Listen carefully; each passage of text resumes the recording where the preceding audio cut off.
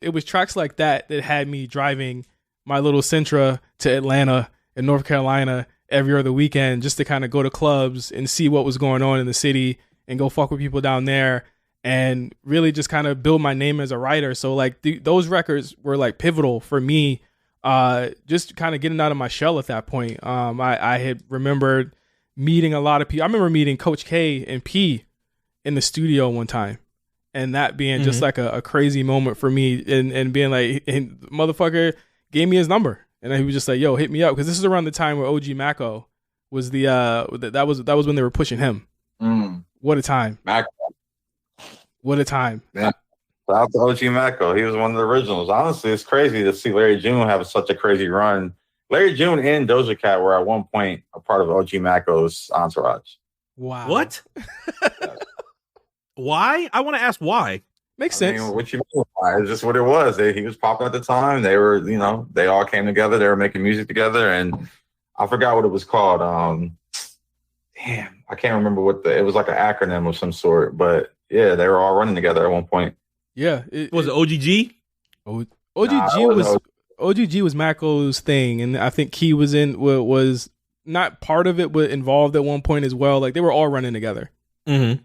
Yeah, I forgot what it was called exactly, but I mean, if you look out, if you search online, there's a bunch of Larry June and OG Mako records out there. Yeah, and there one with OG and Doja Cat. There might be, there should be, honestly. That's funny as hell.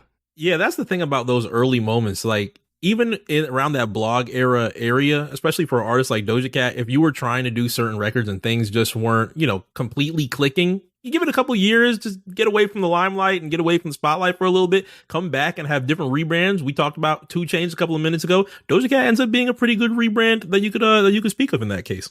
Yeah, there's literally a Hypebeast article. Doja Cat signs the OG Mako's label. OG. Jesus. That's funny. And they had a song called Monster together. And there's a few Larry June and OG Mako records for sure. That's funny as hell. Because again, when it was kind of sold to me, and we had gotten invited, A Plus was there too. We got invited to like a listening session for OG Mako's his mixtape at the time that was coming out. I think it was like the first big project he had after that single he had, Oh You Right. And we actually went to the Blue House and all that stuff. It was a crazy trip to Atlanta that we did that time. And he was like, man, like this is gonna be bigger. This is gonna, like he wasn't saying bigger. He was like, this is on a level like Travis Scott but bigger. And I was like, that's a lot, because I mean at that time Travis was, I'm just saying like Travis was gaining ground at that point. So to be like, okay, Atlanta was on such a roll, and then for everyone to say, oh, this is gonna be Travis but bigger. I would have really liked for OG Mako to like kind of have reached the heights that they saw for him. I think that there was a lot of things that kind of cut that off a bit. Obviously the beef with the Migos being one of them, but I really liked the guy. I thought he was really talented, and then like all of that beef stuff happened, and then it got weird with him. What was so cool about Travis Scott in that early moment? I think that's something that doesn't really happen too much now that it's like about a decade since Travis had his moment, and Al Faro ended up coming out around that 2013 area.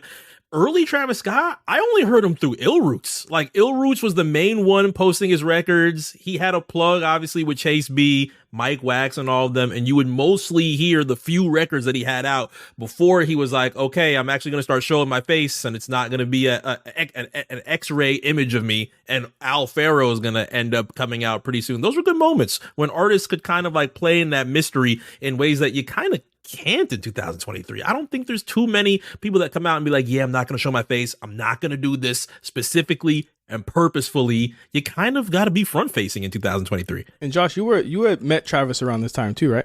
Yeah. I met Travis crazy enough, I met Travis the week we did the America video. Wow. I might have met him that night, actually. He was running around with Sycamore. Sycamore is super early on Travis.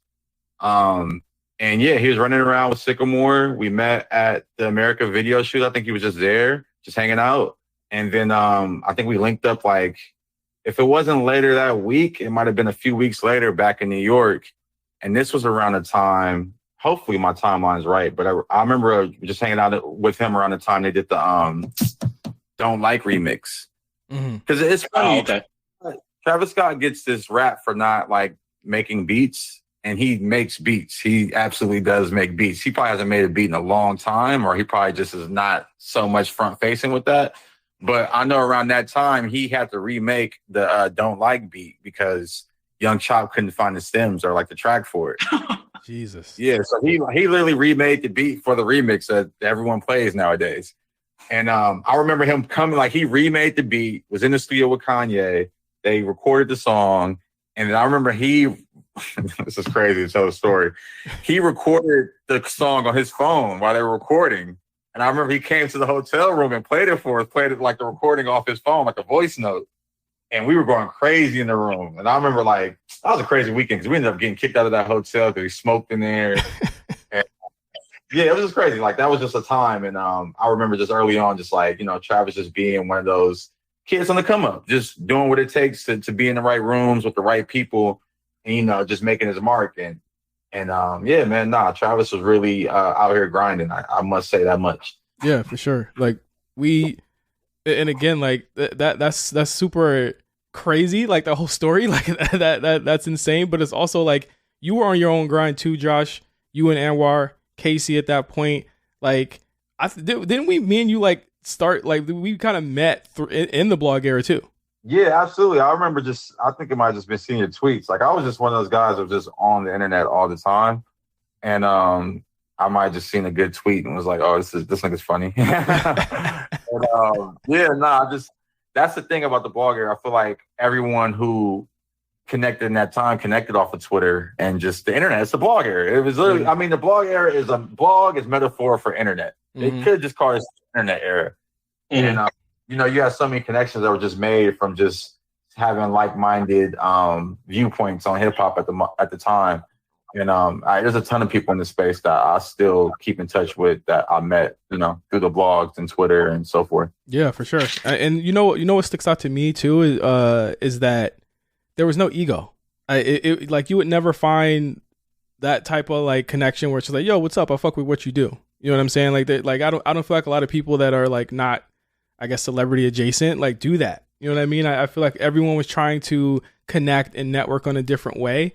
And that's how I got a lot of like my first interviews. That's how I got my interview with Thug. That's how I got my interview with like Lil Durk at that point, which was crazy. I got an interview with King Louis, a bunch of people at that point, just from reaching out and saying, hey, I want to talk to these people. Like, how can we make it happen? And it was just no ego. Like I said, like it was just very much a progressive time, just in terms of everyone trying to make it to that same level, but not trying to block everyone off to get there. And I think that's where I learned a lot of my sensibilities and my personality was helping other people out and being that connection point for people to get to where they want to be at. I learned it from there.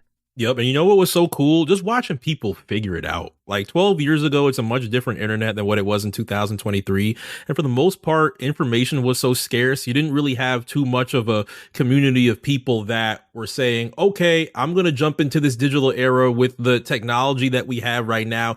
Here is how I'm doing it. For the most part, you probably heard a name of like a couple things and people would just grab what they could, go outside, go to whichever festival, go to whichever show, go to whichever event, and just try and make things work. Those were the things that I probably say that I would miss the most. For those that had, you know, their own personal blogs, their own personal Tumblrs, and would just share their story and experience in ways that I think now in 2023, things are just so tailored to fit